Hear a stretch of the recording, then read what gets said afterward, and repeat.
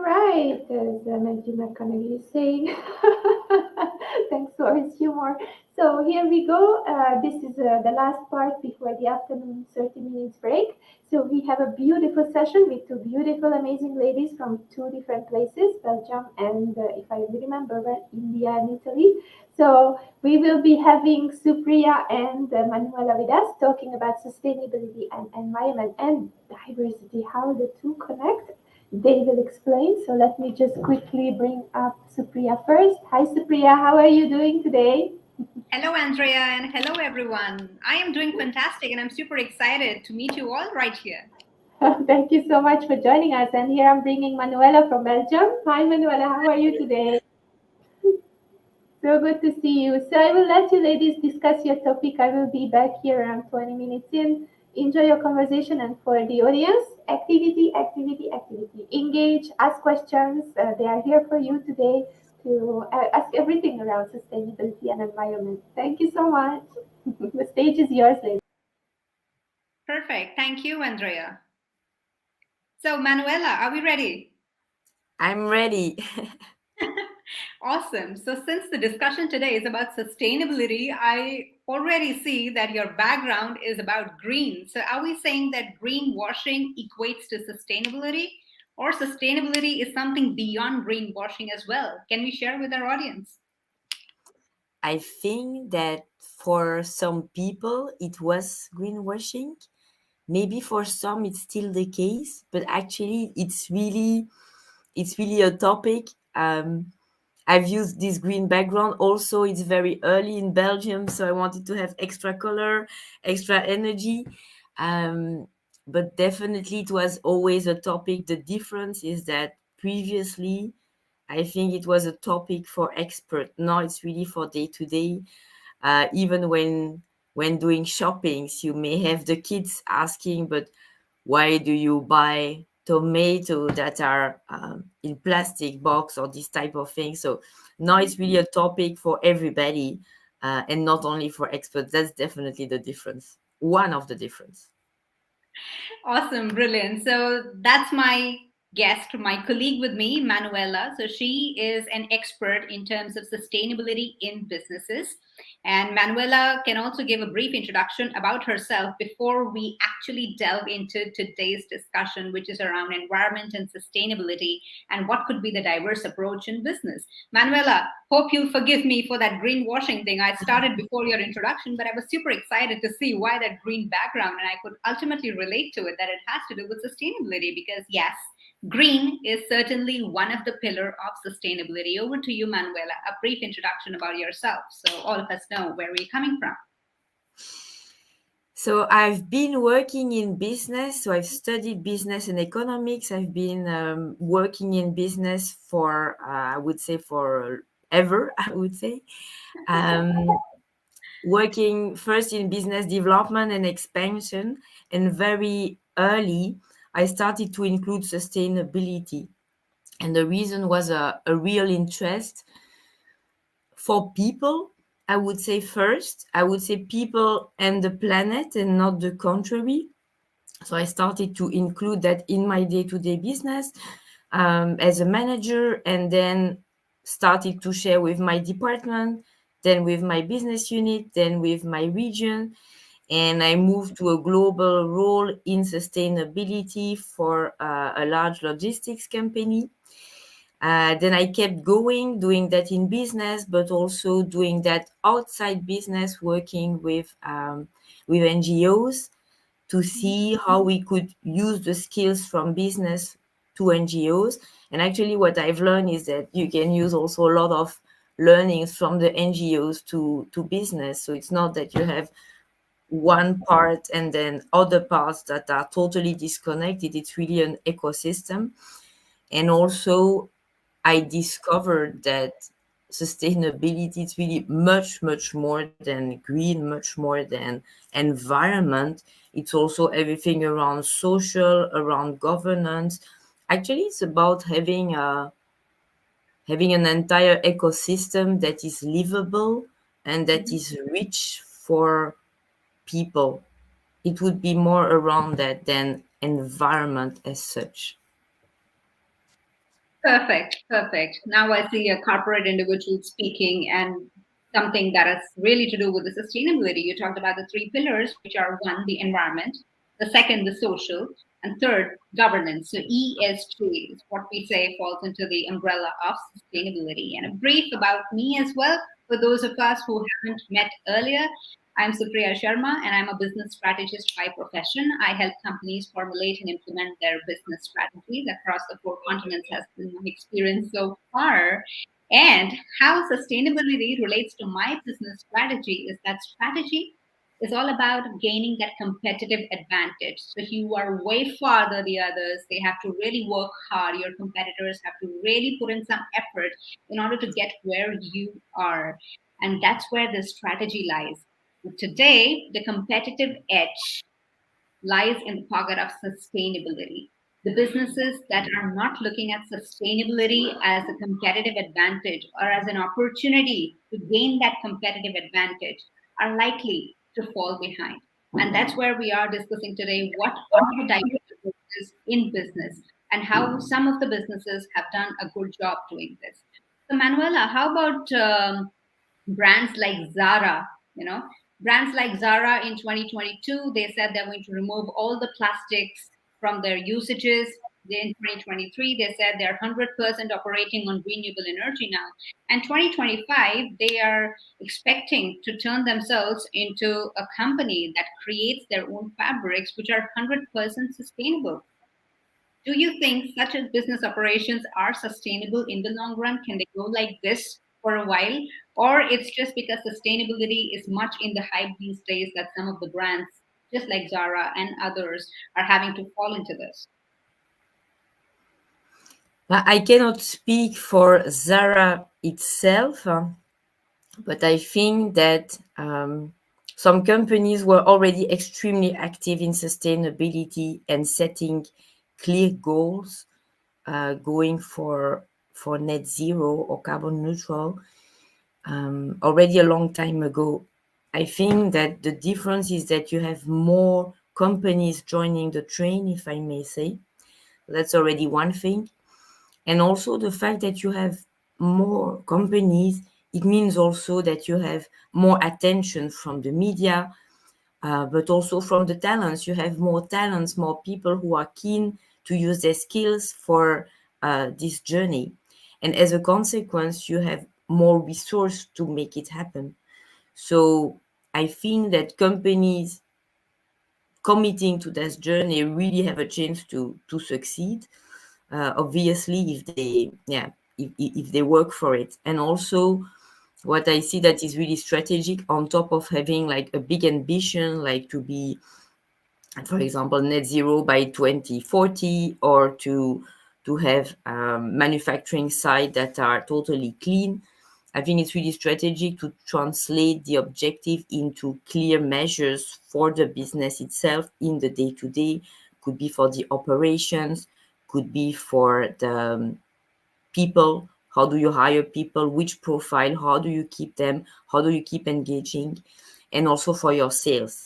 Because if you have green products that nobody is buying, then you really have a challenge. And for me, the companies succeeding are the one who manage to translate this bold objective into day-to-day key performance indicators that are applied to the business, and not only to one department but to all the department in coordination. So sustainability is not anymore a topic that you do on top of your business. It's supposed to be your business, and then they can hope to succeed.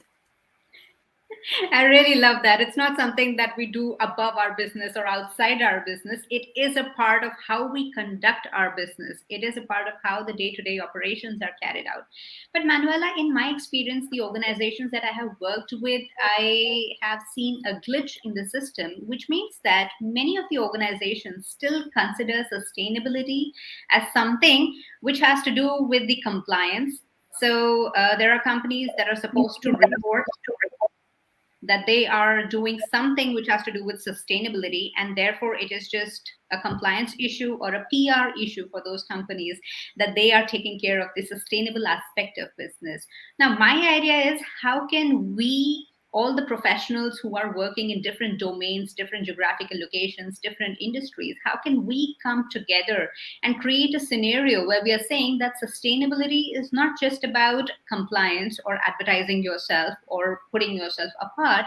It is actually about understanding how business can be carried out without compromising on the needs of the future generations. So it is for the directors, the boards of directors, the CXOs to understand and ingrain and emulate in their decision making that their decisions or what they are thinking of today in terms of business is not just about today. It is about having a long term impact that their business wishes to create. It's going to extend way beyond their time in the company. So as a CEO, if somebody thinks that they are in business for, let's say, next 10 years, and after that they are going to retire, sustainability shouldn't stop at that.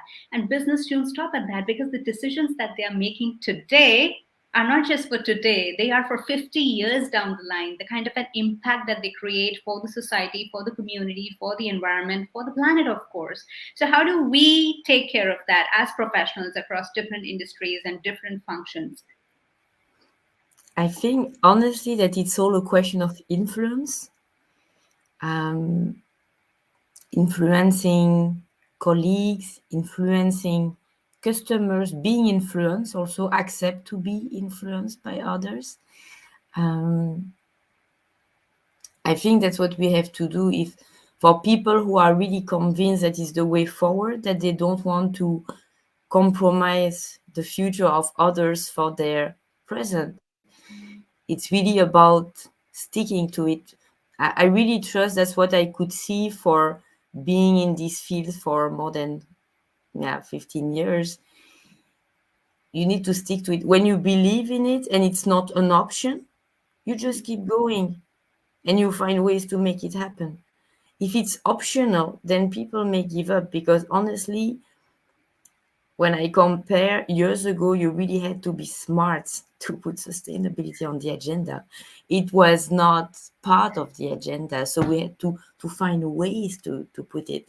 And now there is really a change. You will see customers asking for it. I can speak for transport. You see customers asking for green transport to see how they can clean their supply chain, how they can have access to clean a warehouse, how can they demonstrate that to the external world as well. So they're really asking for solutions for everything, for packaging, which was not that much the case. So my advice would be to really keep going. If you think in it, keep going, and by mirroring effect, the rest of the world will follow you. And when I say the world, maybe it's only 1 or 2 people, and then it's 5, and then it's 10, but you have this snowball effect coming. So that's definitely what I would advise, is to keep going. And maybe also another point is to make sure that we speak the same language as the person in front. Because, for example, when we speak about the future of other generations, it's very true. But we also have to acknowledge that some people don't care. It's not important for them. So maybe we need to find another angle to promote the same topic so that they can hear the information and say, oh, yes, indeed, there is an impact. So that would definitely be an advice, is to make sure that we speak the same language, that we can interact with each other, and that we find what triggers the interest for the other person, so that she do not only understand, but she's ready to take actions, which is very different. Absolutely in line with that. And I have a very funny experience to share with this. So, yesterday, with a business institute here in India, I was conducting a session on corporate governance and sustainability. And suddenly we started talking about the lifestyle changes that we need to make as individuals, right? In order to conduct ourselves better. And of course, it'll get to the businesses, but to ourselves conduct our lifestyles better. So we were discussing about the celebrations which are pollution free, so cracker free celebrations, etc. And then I get a question from there. So, Supriya, don't you think that sustainability downgrades our lifestyle? Here we are talking about increasing the GDP and the economy of the world growing overall and reaching to XYZ trillion dollars. And now you're talking about sustainability. So, don't you think that sustainability downgrades your standard of living? Because you are telling us that if we want to celebrate, why should we burst crackers? I mean, there are other ways of celebrating too. So those were the kind of counter opinions which were coming in. Of course, people have been living their lives a certain way, and we certainly want to follow the conditioning that has been given to us. But it all boils down to what is the need of the hour. How much are we facing the consequences of the climate change? If we are not able to realize that, probably forget about the future generations, we are not able to take care of ourselves also, because we are at least going to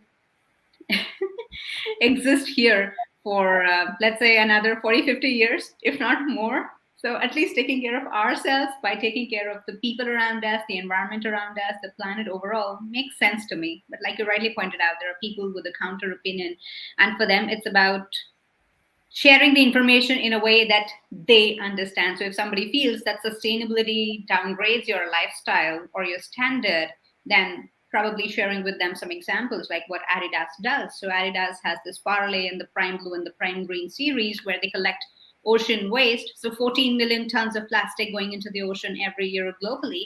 And imagine, it's not just creating havoc for the aquatic life, it is creating havoc in our lives also. So brands like Adidas, they come up with their Parlay series. They say we are going to produce shoes which are made up of the ocean collected plastic. But then from the customer's point of view, again, it's about what is it that is your priority? Are you more sustainability conscious or are you price conscious at a point? Because those shoes are sold at a price which is a minimum of 3 times of a normal Adidas shoe. So it again boils down to what is your priority as a customer? Can your pocket afford to go sustainable by spending that kind of an amount for a shoe, or you would rather go and buy a simple shoe that you have been buying all through? So I believe it's about prioritizing for yourself what kind of a standard do you want to live in. And I'm sure sustainability doesn't always upgrade or downgrade your standard. You can well maintain your standard and maintain your economic hit as well, which allows you to spend in a way, I mean, the way you like it, the way that's comfortable for you, isn't it?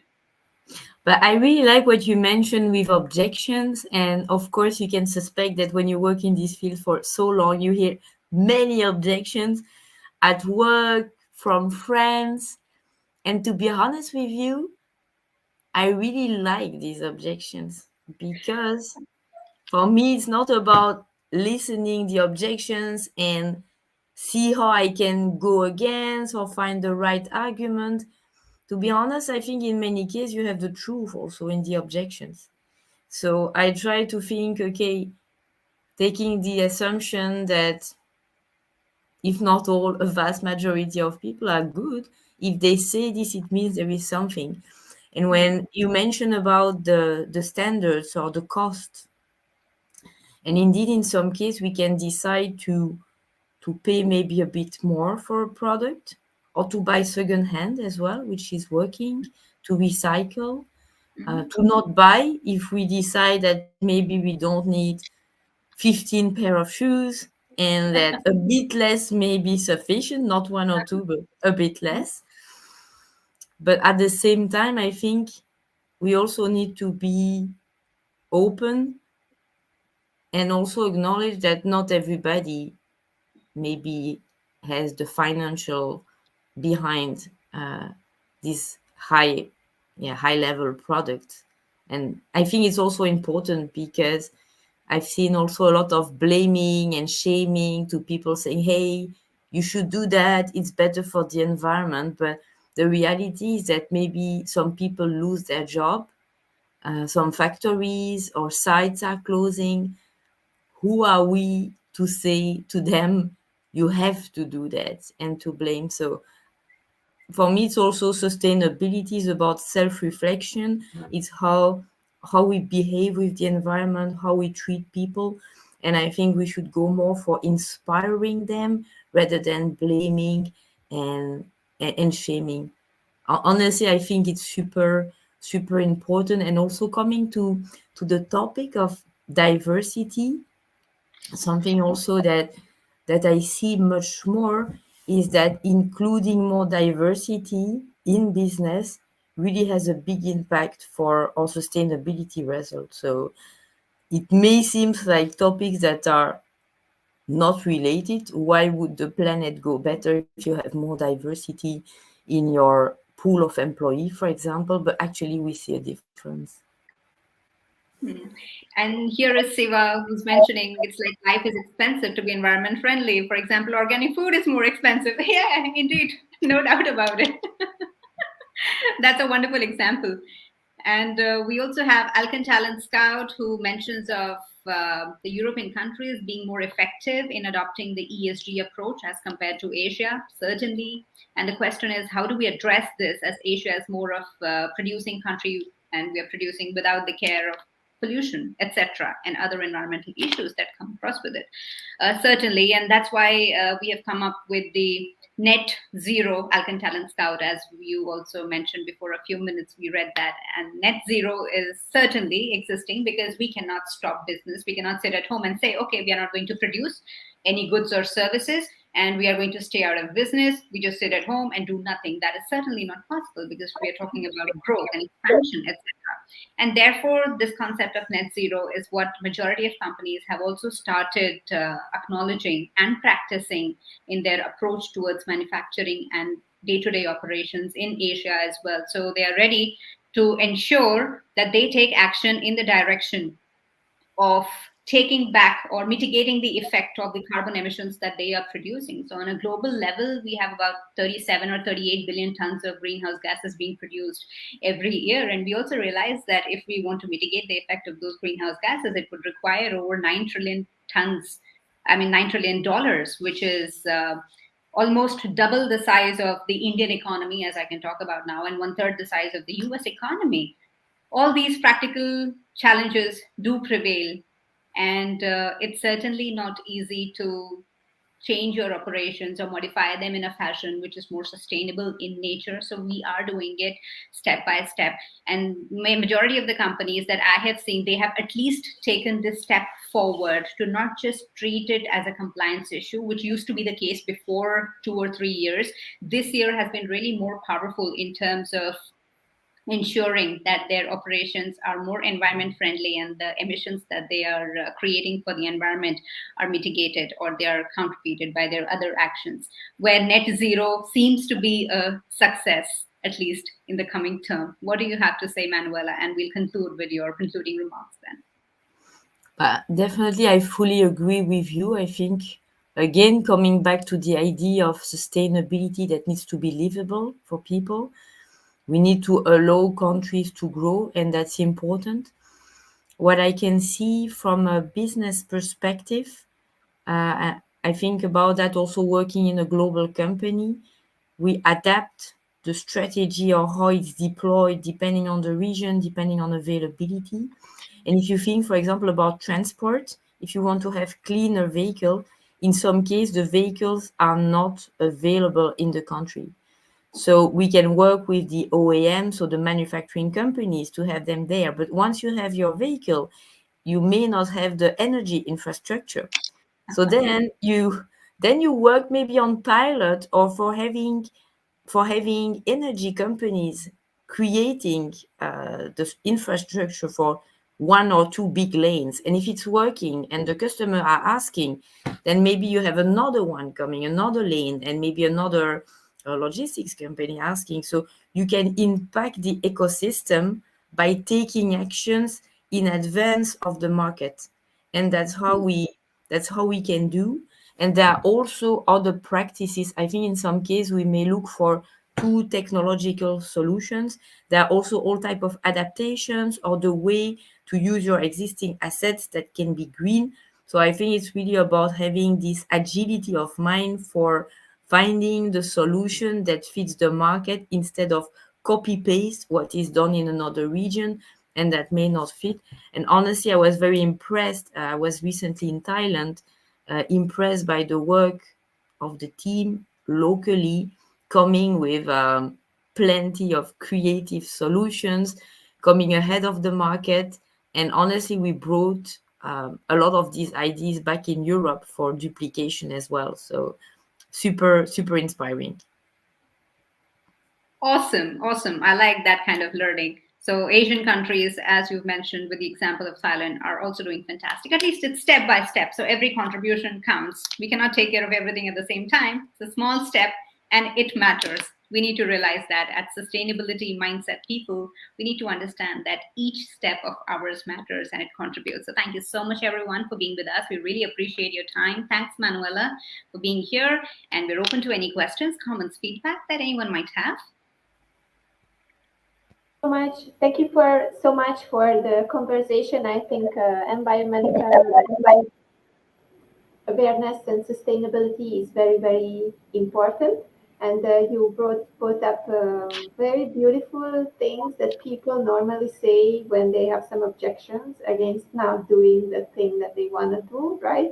Or not doing the things like when you said the crackers, I was like, okay, right. There is Chinese New Year. There is a lot of celebrations, right, all around, and there is a lot of practice everywhere, which is not sustainable.